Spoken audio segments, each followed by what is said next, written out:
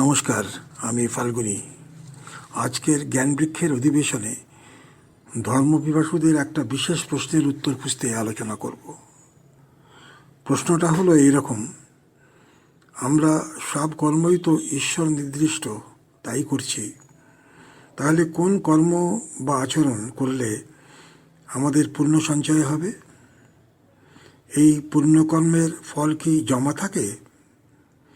কি কারণে সেই জমা পুণ্য ঘোড়ায় জমা অমৃত ফুটো হয়ে বেরিয়ে যায়, শেষমেশ হতে পারে শূন্য ভাণ্ডার?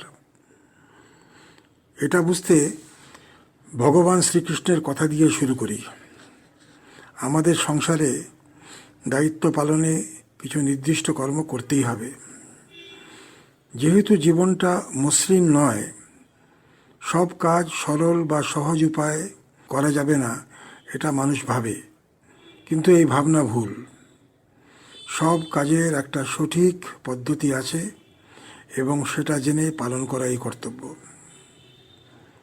সামনে সমস্যা আসলে বুঝতে হবে, পথ নির্দেশ নিতে হবে, সহযোগিতার প্রয়োজন আছে, হয়তো কিছু অ্যাডজাস্টমেন্টও করতে হতে পারে নীতিগতভাবে, অবশ্য আদর্শ না ভেঙে। আমরা কি অস্বীকার করতে পারবো জীবনযুদ্ধের কাজ ঈশ্বর নির্দিষ্ট হলেও আসলে কাজটা বেশিরভাগ ক্ষেত্রে নিজের স্বার্থে দেহকেন্দ্রিক? এই কাজে অপরের লাভ যদিও বা হয়, নিজের স্বার্থটাই মুখ্য। এটা একটা সাধারণ কাজ যা আমাদের দায়িত্বের মধ্যে পড়ে। এখানে পুণ্যের কোনো স্কোপ নাই, কারণ স্বার্থ জড়িয়ে আছে। তবে এই নির্দিষ্ট দায়িত্ব পালনে যদি অসৎ পথ অবলম্বন করি, তাহলে ভাগ্যে জুটবে পাপ। সুতরাং দায়িত্ব পালনে সৎ, নিষ্ঠাবান হতেই হবে, নিয়মের পালন করতেই হবে, নইলে জুটবে পাপ। রুটিন দায়িত্ব একটা প্রক্রিয়ার মধ্যে পড়ে, সুতরাং এটা সফলভাবে করা দায়িত্বের মধ্যে পড়ে। তাই এখানে কাজ পূর্ণ করার পর পূর্ণ অর্জন হলো কি না, এটা কোনো প্রশ্নই নয়, কারণ এটা দায়িত্ব পালন হলো। বুঝতে হবে, যে কাজ অন্যের কিছুটা লাভ হলেও সেটা নিজের দেহকেন্দ্রিক, সুখ মান ইত্যাদির সাথে জড়িত, ওই কর্ম কিন্তু পুণ্যকর্ম নয়। তাহলে পুণ্যকর্ম কি? যে কাজ পরমেশ্বর সৃষ্ট অন্য জীব, অন্য মানুষ, প্রকৃতির সুখ সমৃদ্ধি ও উন্নয়নের জন্য, যে কাজে মানুষ নিজের কোনো স্বার্থ নাই, যে কাজ করাটা ঈশ্বরের দাস হয়ে এবং যেখানে আছে সম্পূর্ণ সমর্পণ, সেটাই করা হয়, সেটাই হলো পুণ্য কাজ। এই কাজের জন্য মানুষ নিজেকে দৃশ্যমান করবে না, নিজের মধ্যে অহংকার আনবে না, নিজেকে প্রচার করবে না, বকলমে কোনো সুবিধা ভোগের ইচ্ছাও মনে রাখবে না, এমনকি সেই কাজের জন্য ঈশ্বরের কাছেও প্রতিদান চাইবে না। এটাই হলো পুণ্য কাজ, যার ফলে মনে আসবে আনন্দ, অনুভূতি এবং অনুধাবন করবে ঈশ্বর প্রসন্ন হয়েছেন। পুণ্য কাজ করলে মনে আসবে কৃতজ্ঞতা ঈশ্বরের প্রতি তার দেওয়া এই সুযোগের জন্য। যে পুণ্য করবে সে কখনোই আশা করবে না প্রতিদান। পুণ্য কাজের পর যদি মনে অহংকার হয় এবং সেই মানুষ দৃশ্যমান হতে প্রচারমুখী হয়, তখন পুণ্যফল তো লাভ হবেই না, অহংকারের জন্যে পাপকর্মের সঙ্গীভাবে ঈশ্বর তাকে বিবেচিত করবেন। এর কারণ পরমেশ্বর মানুষের পুণ্যকর্ম অবলোকন করেন। পুণ্যকর্ম হল যা জীব, মানুষ ও ঈশ্বর সৃষ্ট জিনিসের মধ্যে সেবা বা উন্নয়নের জন্য কর্ম করা হয়, ফলের দিকে না তাকিয়ে, কোনো প্রাপ্তির উদ্দেশ্য না রেখে কাজটা ঈশ্বরের সেবা হিসেবে হৃদয়ে মনে গেঁথে করা হয়। তবে মনে রাখতে হবে, পুণ্যকর্মে অর্জন করা যেমন কঠিন, পুণ্যটা বাঁচিয়ে রাখার দায়িত্ব আরও বেশি কঠিন। এর কারণ, সঞ্চয় করা পুণ্য নিমেষে শূন্য হয়ে যেতে পারে বা তার নিচেও চলে যেতে পারে পাপকর্মের ফলে। যেমন গরম দুধের মধ্যে যদি লেবুর রস মিশে যায়, তাহলে পুরো দুধটাই নষ্ট, কোনো মতেই এটা দুধ হবে না। তাই আমাদের চেষ্টা করতে হবে, বুঝতে হবে যে পুণ্যফল সঞ্চয় করা এবং টিকিয়ে রাখা খুবই কঠিন। কোনো মতেই অসুরী গুণ সম্পন্ন কর্ম করা যাবে না, করলেই পুণ্যের ভাণ্ডারে আঘাত আসবে। পুণ্য অর্জনে কঠিন কেন? কারণ সকাল থেকে রাত্রি পর্যন্ত যে কাজই আমরা করি, সবাই করি, তা আমাদের রুটি কাপড়া আর মাকানের জন্যে, স্বার্থের জন্যে, যা সম্পূর্ণ নিজের স্বার্থে বা নিজের ঘনিষ্ঠ পরিবারের স্বার্থে। এ কাজে হয়তো অন্যরা কিছুটা লাভবান হতে পারেন, তবে সেই লাভটা নিঃস্বার্থ নয়। তারা কিছু শ্রম, সাহায্য আপনাকে দেন, তার পরিবর্তে তাদের কিছু দেওয়াও হয় অর্থ। এই কাজকে বলা হয় দেহ অভিমানী ক্রিয়াকর্ম। এই কাজ পুণ্যফল দেয় না, বরং এই কাজে যদি অসুর গুণের কোনো একটা ফুলকি ঢুকে পড়ে ভুলবশত, বা মানুষ যদি কোনো শর্টকাট মেথড ইউজ করে, তাহলে তার ফলে তার পাপ হয়। পুণ্যের ভাণ্ডারে আঘাত তখন আসবেই। আমার পুণ্য কাজ শুধু দেবতার মহিমা বিস্তারের কর্ম নয়, তা সৃষ্ট সব জীব ও প্রকৃতির বস্তুর স্বার্থে নিঃস্বার্থভাবে কর্ম, সেবা, যেখানে নিজের ব্যক্তিগত বা নিজের এই জন্মের আপনজনের কোনো বস্তুকেন্দ্রিক বা দেহকেন্দ্রিক লাভ হবে না বা উন্নয়ন হবে না, সেটা দেখে। যে কাজে ঈশ্বরের মহিমা বিস্তার হয়, সেটাই পুণ্যপদ, সেটাই পুণ্য কাজ। পুণ্য সঞ্চয় সাপ লুডোর মতন একটা ঐশ্বরিক খেলা। সাপের মুখে যখন লুডোর গুটিটা পড়ে, তখন গুটি সোজা নেমে আসে নিচে, সাপের লেজ ধরে। ঠিক মানুষও যদি পুণ্য ফল করে একটা ভুল করে পাপ কর্ম করে ফেলে, তাহলে তাকেও একদম নিচে নেমে আসতে হবে এবং আবার শুরু করতে হবে তার কাজ।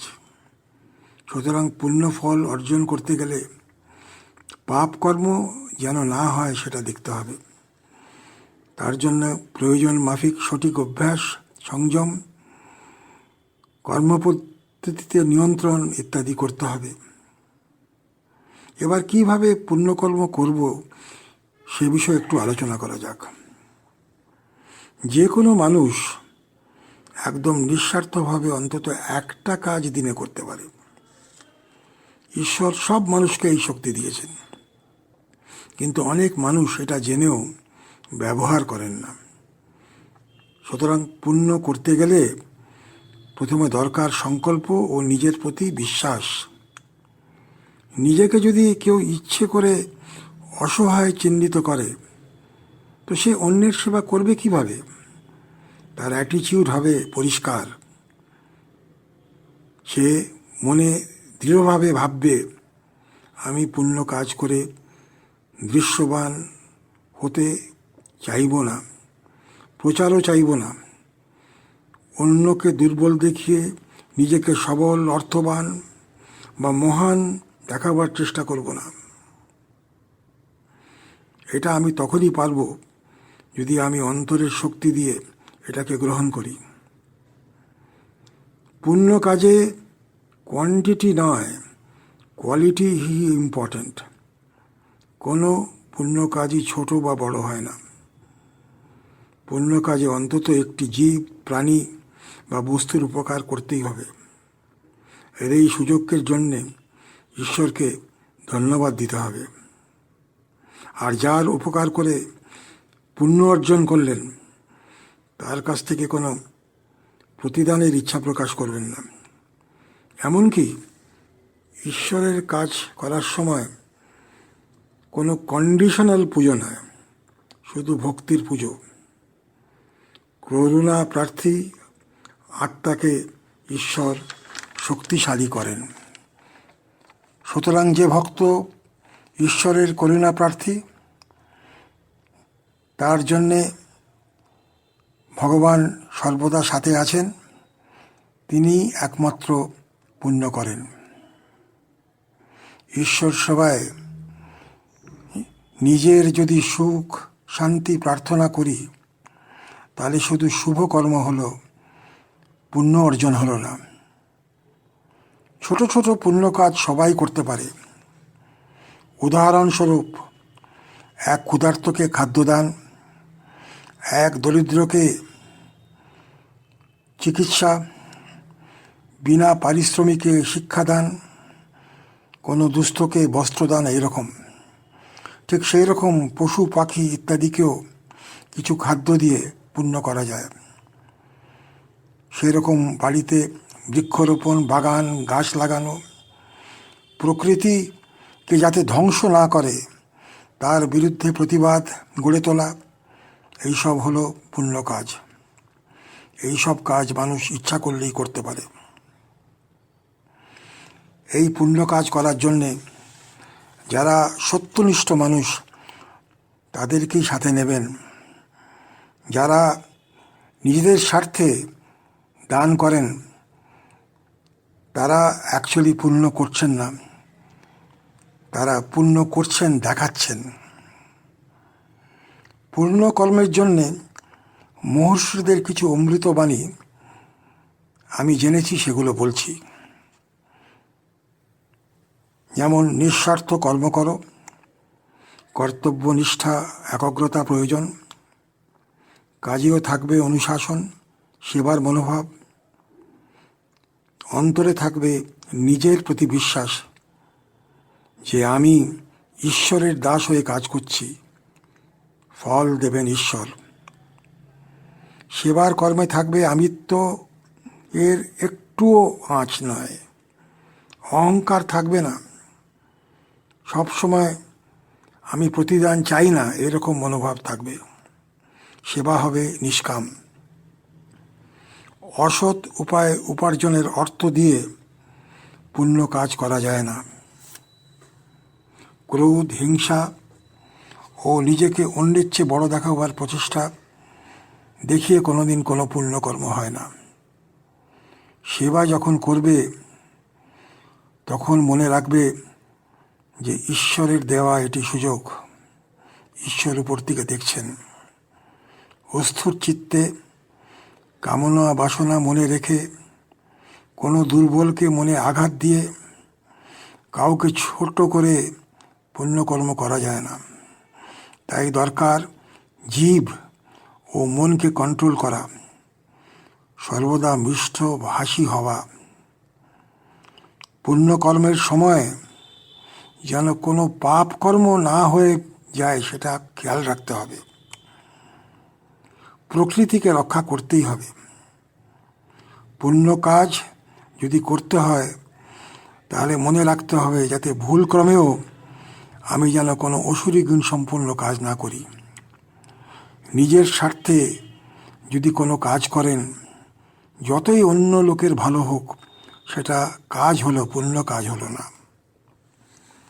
আজ আমরা এটাই প্রতিজ্ঞা করি যে রোজ আমরা একটি করে পুণ্য কাজ করব, যে কাজের মধ্যে আমাদের স্বার্থ থাকবে না। এটাই হবে সবথেকে বড় ঈশ্বরের সাধনা। আজ এখানেই শেষ করছি। ধন্যবাদ।